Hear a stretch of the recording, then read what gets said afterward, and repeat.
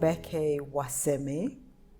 I am a creative educator, in brackets, photographer, writer, coach, trainer, consultant, close bracket. I live in Northfleet, Kent. I was born in Lambeth to parents who had migrated from Jamaica to come to England after the Second World War. They're now termed the Windrush generation due to all the publicity around the deportations, the way that people from that era have been treated. But for us, it's a celebration. We're first generation Caribbean. So I was raised as a Caribbean and a British child. And however you imagine that were all of the things that I had to navigate. So an example of that would be going to school and having children say to me they're going home to have tea. And in my head, processing that word, thinking they're going home to have a cup of tea. They're not going to eat dinner or have food. And then them saying to me the next day they had a sandwich for tea, and me knowing that I would have had on any day yam, green banana, ackee, saltfish, or salmon, some other kind of fish with rice and peas, roast potatoes. It was always a proper large meal. Food was always a priority in our family. So that was a navigation all the time. You know, if somebody at school, particularly Caucasians, had had soup, they may be talking about something from the tin. When we had had soup, it had in, again, yam, it had in dasheen, it had in sweet potato, it had in some packet soup to give the water some substance. It was very much a navigation of a reality, of straddling two realities. Once I stepped home, I was in a Jamaican home, and that was reflected in the starched doilies on the chair, the food that we ate, the way that my mother spoke. So my mother spoke patois, which is, you know, Jamaican dialect, and a combination of African words. So Louise Bennett has done the foundation work and shown us that Jamaica is a language with its own nuances and context and syntax and structure, in the same way that English is a language, but also a combination of Latin and French and Greek.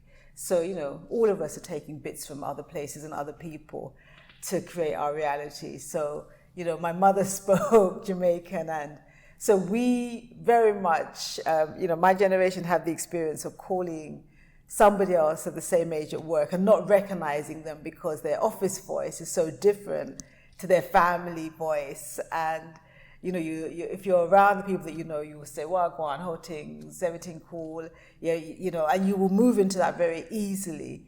Whereas when you're at work, you're very aware that the way that you speak and your pronunciation is in alignment with the company and the expectation. And you do that, you know, we all do that in our own different ways. But that was a reality, more so for me than for my mother's generation, because a lot of the people from my mother's generation either worked in places where their voices weren't heard. And even as I'm saying this now, I'm just remembering, you know, my mother and other people working in factories where they would clock in, do a repetitive task for most of the day, and then clock out. Very few people spoke to them.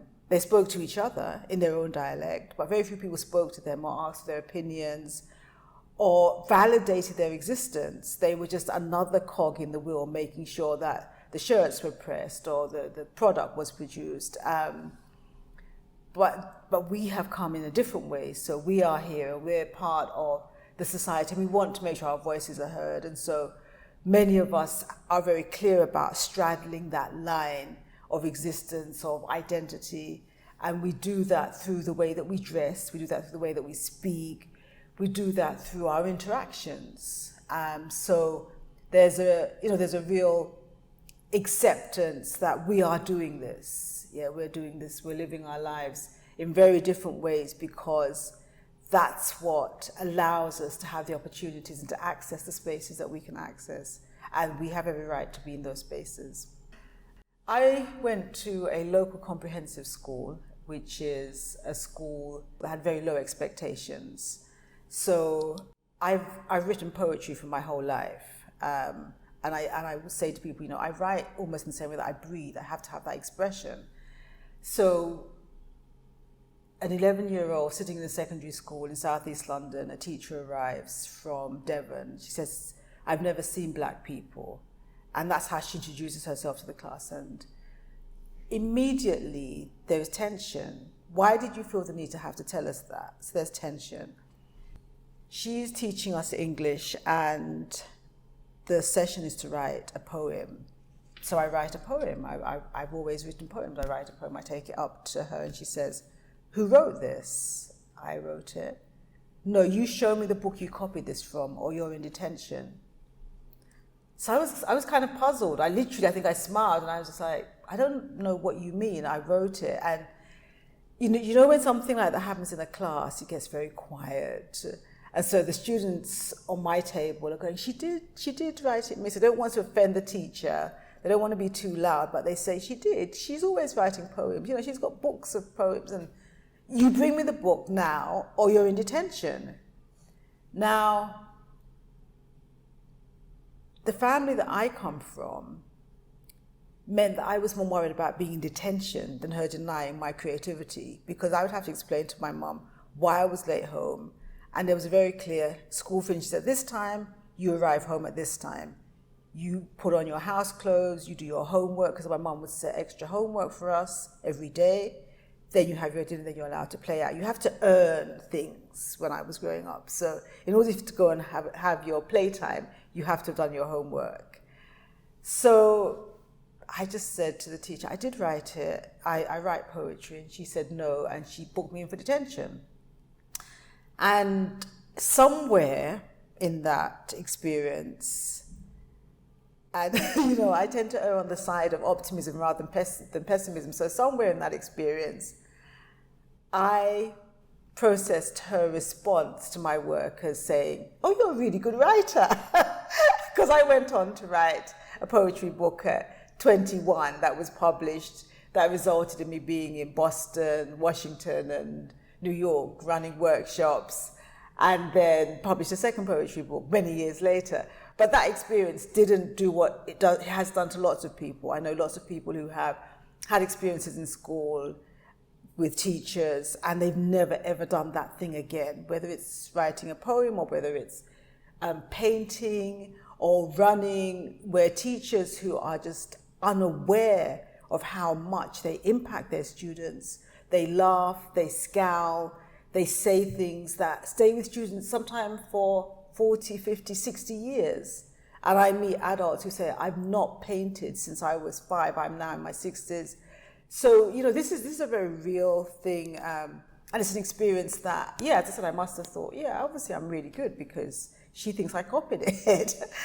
So I continued to write, and I started taking photographs a little later, so in my late teens, and just loved the experience of taking photographs, being in the dark room, the whole process of seeing the work literally come through in front of my eyes, and then toning and using fiber-based paper, and all of those experiences around photography were just exciting. You know, it was a time where when there were 36 shots, you were really careful about each one. Very, very, very different to the digital time now. So like, I'll hand my camera to somebody and they'll just fire off 20 images and they say, oh, just pick the best one. Well, when we had to work with film, we didn't have that luxury. So we were careful. And, you know, I did photography courses. I did the City and Guilds night class when I was working full-time. I went on to do A-level photography. I taught some photography and embedded it when I was teaching media studies, because the more photography I did, the more I became aware of how important and powerful the image is. And so controlling your image is something that, you know, you become more aware of, and you look at the posters on the road, you look at the images in films, you look at the message that's coming through, because not everybody reads the words, but everybody sees the image, and the image always has an impact. So photography, for me, remained a very powerful part of my life. And also, whereas some people journal every day, and, you know, I've said to my friends, if I was to journal, I would never get out of bed. I work with senses, so we're in this room now, but when you introduced me to Colony, The gentleman said, "That's a bad word to me." And I said, "Is it a bad word to you?" Now, I could go and write a whole essay about that, because the colonizer experience has affected everybody. There is nobody that has escaped from that and the trauma of that. And so we're the ancestors of that experience, and you do not get away with that. But also linguistically, many of us are trapped in the trauma of our ancestors' experience. And so we're all unpacking that in different ways. But yeah, so the writing, I don't journal. I would go home and spend 2 days writing about that. But what I do is I take photographs. I take photographs almost everywhere I go. And friends of mine are like, "Oh, you and that camera, put it away." I'm like, no, because during lockdown, I had a library of work that just gave me so much pleasure. And the memories that I had forgotten, because, there's only so much we can hold our short-term memory. And it was just an opportunity to reconnect with so many important experiences that I've had. Now I am working on what feels like a really big project for me. And it's about capturing the story of the people who are the first generation, the children of the Windrush era. And so often when people write about my parents and their journey, they say, "We didn't come here to stay." They say it all the time. "We didn't come here to stay. We came to spend 3 to 5 years to make money, to improve our lives and go back." The stories of England when you are in the Caribbean and you're in Africa was that England was paved with gold. The streets were paved with gold. And so some people thought that was a literal thing. They thought they would come and find money on the streets. Other people knew that England was where there was opportunity, and so that was interpreted as an opportunity to make their life better. That's not what they found, though. Unfortunately, most people came here and they found, one, overt racism. So if you're growing up running free in your Caribbean island, you're running free in one of your countries in Africa, racism exists, but the experience of it on a daily basis was not something you would have encountered unless you'd lived somewhere else. And so our parents came and they experienced racism. They experienced, the famous "no dogs, no Irish, no blacks" when they went to rent a room. They experienced if I'm going to take your child, so the childminders who took children in and never looked after them. So the same nappy that the child arrived in the morning was the nappy the child was wearing when they were picked up. Children were left in pushchairs all day. There was nothing there was nothing in place to motivate them, to care for them even, yeah. People went to work where, in the NHS, it's famous for having people arrive in England who were qualified to be told that you have to do the qualification again.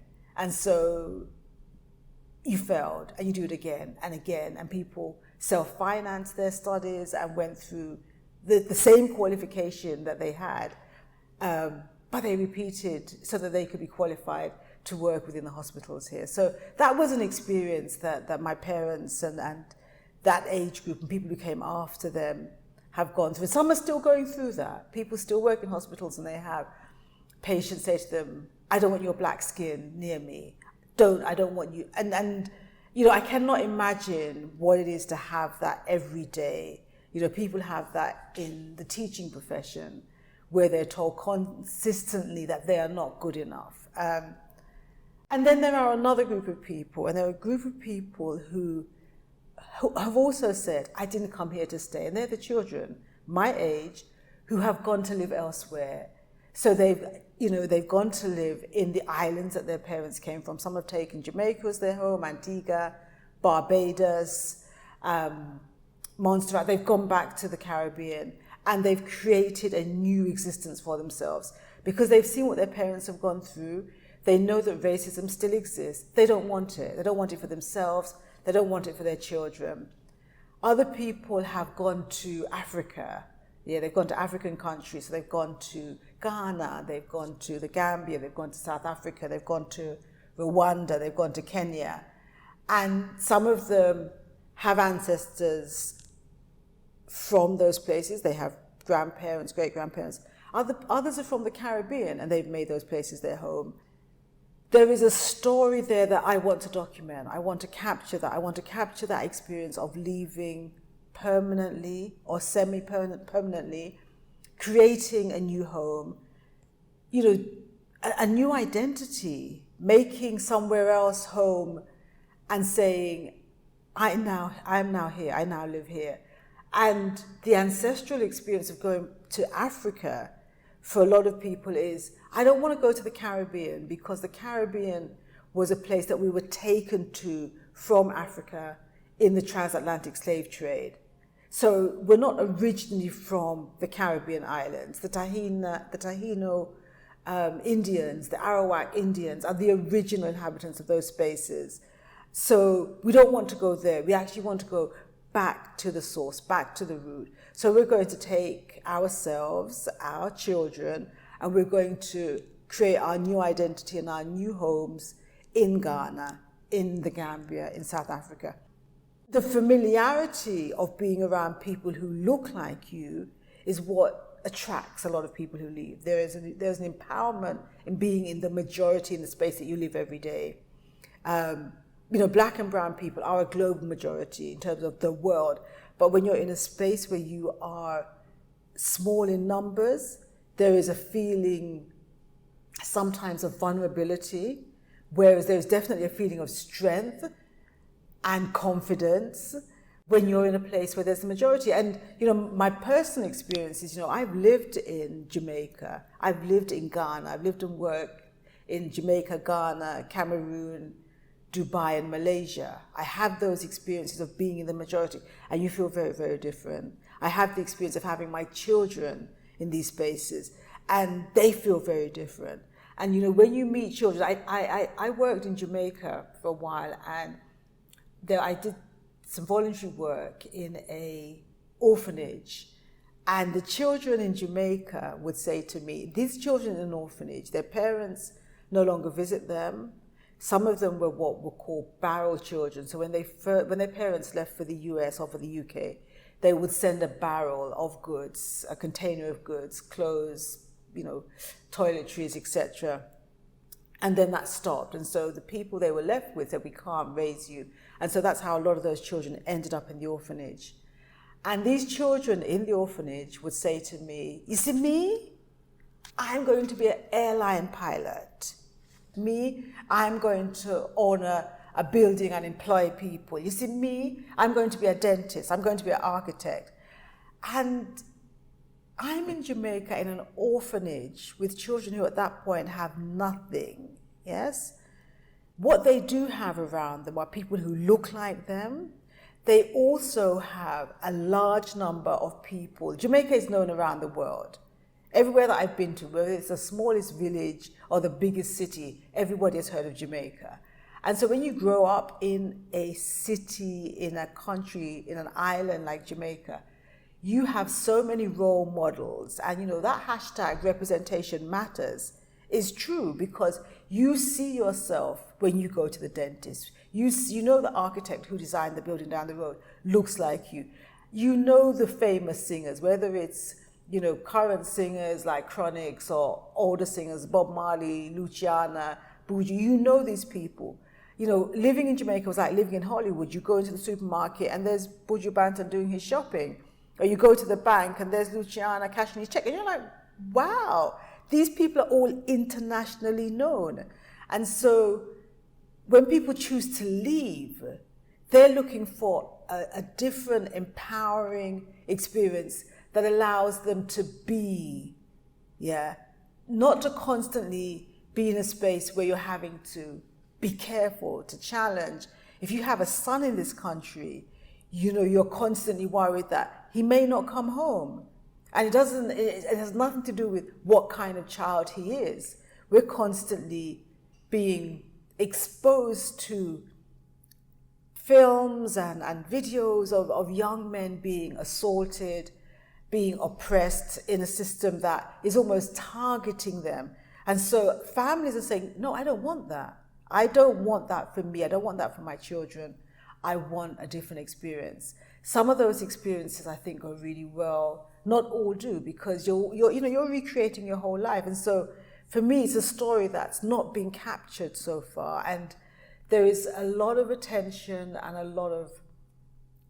there's a lot of energy around the Windrush story right now. And rightly so, because without the people from the Windrush era, the industries like the medical industry, the NHS, transportation, education, a lot of those industries have been totally reliant on people who've come in from other countries. And the fact that, you know, ministers and prime ministers went out to the Caribbean especially and said, we need your help. We need you to come and help rebuild England, because the Second World War has meant that, one, in terms of numbers, we've lost a lot of people. They've been killed. A lot of the men were killed. But two, a lot of the people who came back from the Second World War did not want to do so-called menial jobs. They had held great positions in the war. They had been pilots. They had had positions of authority. They said, I'm not coming back to clean the hospital. I'm not coming back to drive the buses. I'm too good for that. And the irony is that a lot of the people who came to do those jobs were educated. They had their first degrees, they had their second degrees, some of them had their PhDs, but they did the work. They did the work because they believed in the motherland. They did the work because they thought that they would also benefit. And that wasn't the case. For many, that wasn't the case. So my experience now is that we've had enough time to assess what's going on. We've had enough experience around us, enough stories. And a lot of my peers, a lot of the people who are the children, the first generation, have said, hell no, I want something else. I want something better. I want something more empowering. I want a life in which there is less stress and more bliss. You know, I want to be able to sit at the beach. I want to drink my coconut water because I know how good it is for my body. I want to be in a place where I'm not cold all the time, because cold affects us, mind, body, and spirit. I want to walk in the sea with my children. I want to drive out into the countryside, but I want to do it in a space where I am in the majority. And so that's what I'm working on. We didn't come here to stay. It's the story of the children of the Windrush era. I have an archive of approximately 30 years of photographing the Black community in the UK. I also have photographs of my travels, but predominantly the Black community in the UK. Marches, demonstrations, education of the Black child, conferences, Black people in the UK doing normal things like feeding ducks in the park, walking with their children, shopping. It's a collection of work that I've been sitting on, holding on to, guarding, carrying around with me. It's been in storage and out of storage. It's in my home right now. And there is an exhibition there, there is a book there, there is work that needs to be shared, because it's a story from my perspective as a Black woman. And I believe that my perspective is very different. There are Black male photographers out there. And I genuinely believe that we all have a place, but I believe that Black photographers who are male capture the story in a different way to Black photographers who are female. I think we see the world through a different lens, like literally and metaphorically. And so it's to get that work out as well, to look at cataloging that, to the process of cataloging it. I've still got thousands of images on negative. I've still got thousands of 35mm slides, and they all need to be digitized. They need to be digitized, they need to be stored, they need to be accessible for me and for other people who want images that capture that period of our existence here. I want them to be accessible. I want to see, I was, can I name Autograph? I was in Autograph last week. I went to see an exhibition, and I looked up on the bookshelf. All of the photography books were by men, and half of them were Black men. There were no photography books by Black women. And so, there needs to be photography books by Black women. That balance needs to be redressed, because we have a story, and it's continually, the picture is continually one that comes from a male perspective. His story, it's his story always. But there are other people's stories, and the only people who are going to make that happen are the other people. I'm one of the other people. So publication is about having the work out there so that the archive is accessible, so people can, if you're writing a book, if you're looking for images for your play, if you are doing work in schools, colleges, universities, if you're doing research, the images are there, they're accessible. It's about making them accessible. It's about making sure that we have an archive, because right now, if I go online, I look at images, if I look for images of black people, the chances are very high that there will be black people in America, because the African people in America have ensured that their presence is there. Often when we look at books about the African experience, the diasporan African experience, again, we're looking at the experience of Africans in America.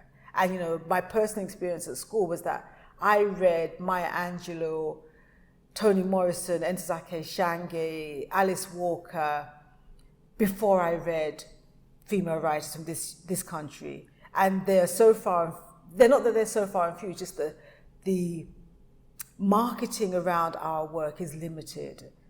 It remains limited, so African American stories come to the forefront first. My project, We Didn't Come Here to Stay, is aimed for, the date for that is for 2023. 2023 is also a significant date because it's 75 years since Windrush arrived at Tilbury.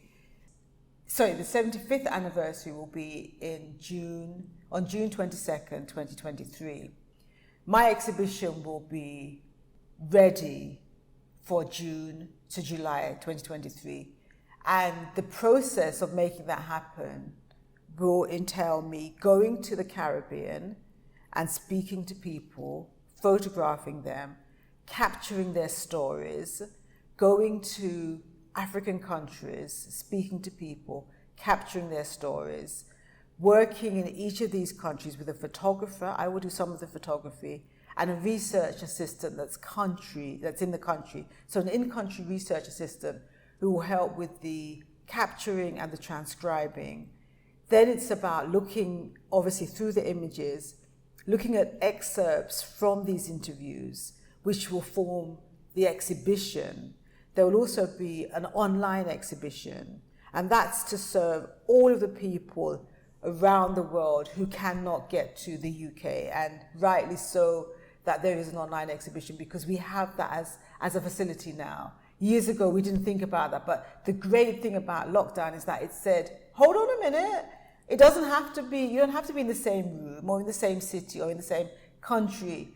And although it's not the same experience, it is an experience, and it does bring you something, and something is better than nothing at all. And when I was recently in an exhibition, The Portrait of Black Britain at Blue Water, my friends in Malaysia and the Caribbean were like, isn't this online? I was like, not yet. And they're like, well, that's just not good enough, because now we have a different measuring tool for access. We now know we don't have to be in the same space. So, we will have an online exhibition. There will be a publication which will capture all of the interviews and the images, a portrait, but also some images of the surroundings, what made it attractive for them to go there rather than stay here. And there will also be, once all of that has been done, the exhibition will tour, and there will be access for workshops, so that the generations after, the children in primary schools and secondary schools, and the students at university will be able to engage with the work to develop art around the work. And that can be drama, that can be paintings, that can be plays, but using the work so that the stories live on. To make that happen, I need sponsorship. I need physical support, a good photographer who's willing to work with me over a period of time. I need in-country research assistance. So I'm going to be tapping into my contacts at universities for that, but also if anybody has research contacts in Jamaica, Antigua, Barbados, and in Ghana, the Gambia, South Africa. Those are the initial 6 countries that I've identified. Some more may be added, but we'll see logistically how that works out. I need funds for travel, to cover the travel expenses, accommodation, and once that leg of the work has been completed, I will then be looking at exhibition spaces. I've already reached out to a number of people in exhibition spaces, but I don't want to limit it. I want to make sure that the exhibition has the opportunity to tour, and if that's over a 1 or 2 year period. And as the exhibition tours, the workshops will happen. So wherever the exhibition is housed, the schools can then come into that space and do workshops, drama, plays around the exhibition. But it will be great to have the space where they can feel the exhibition, they can hear some of the interviews, because there will be QR codes so that people can hear what people sound like in their new space. And this exhibition will also capture the stories of people who didn't go, because I also want their stories to be captured. It's not just about the people who left. There are people living in Kent, there are people living in London who chose not to go, and they also had an opportunity, but they have stayed here for different reasons. And I want their story to be captured, because that's also important. Not everybody packs up and leaves and recreates their life. Some people stay, and they have a valid story that needs to be part of this. And this exhibition is one of the few things in life that has woken me up at night, and the energy has been and remains really consistently high every time I think about it. There are stories that have to be told, and I'm one of the people who can do that. But also there is the reality that people are choosing their lives in a different way.